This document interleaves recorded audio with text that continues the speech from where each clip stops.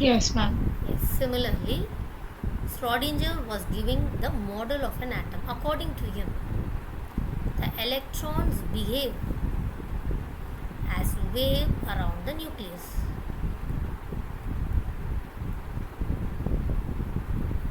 So he solved his theorem and he gave solutions for the theorem. And these solutions are called as quantum numbers. Those numbers which are going to define the electron, the numbers define what and all, it will define energy of electron, it will define orientation of electron in external magnetic field, it will define the shape of the subshell. With this, you will be able to understand how does the electron actually behave around the nucleus. So we are going to learn about the 4 different set of quantum numbers, but he gave only 3 quantum numbers. The first quantum number is called as principal quantum number, which is given by the symbol n. You have seen this n somewhere else, right? Where have you seen this? Number of particles. Number of shells. Yes, ma'am. And what is the number of the shell? K shell, ma'am. N is 1. L shell. N is 2. Similarly, he gave principal quantum number. This n will tell you about the energy of the shell. Also, it gives you regarding the number of the shell, which shell it is available.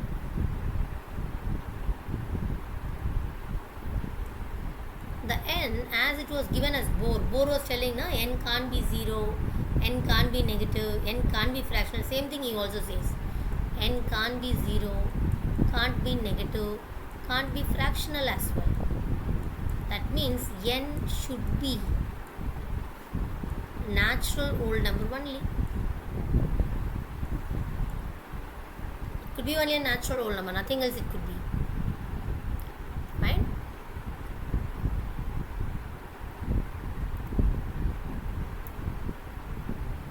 Okay, da? Yes, ma'am. The next quantum number is called as azimuthal or subsidiary or angular quantum number, which is given by the symbol small l.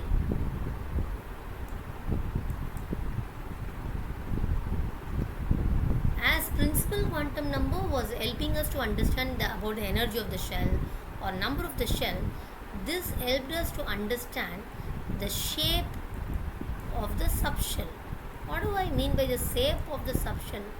When I ask someone to draw the nucleus or an atom, you immediately, even in classical or in your quantum, you just give like this. You say they are spherically surrounding the nucleus. But is that true every time? Not necessarily.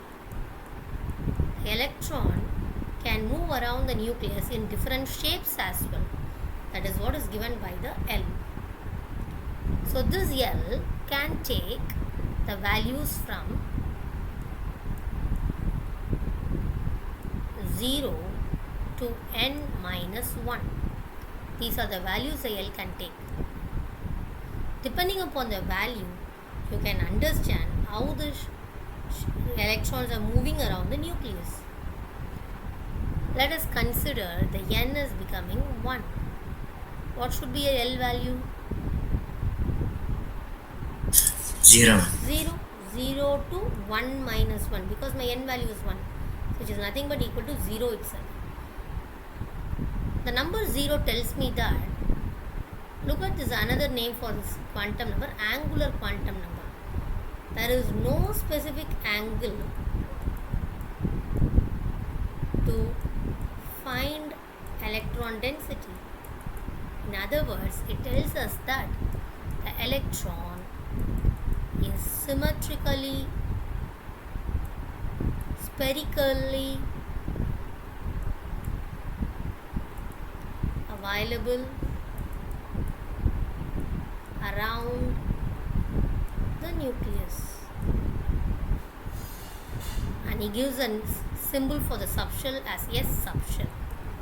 The subshell is called as S subshell. What does he want to convey? He wants to convey that yes, you have a nucleus, man. The electron is spherically symmetrically around the nucleus. There is no particular angle. Oh, take it 90 degree, you will find the electron. No. Take it 30 degree, you will find the electron. No. At any angle that I see, the electrons are uniformly distributed around the nucleus. That's what does it convey. Okay.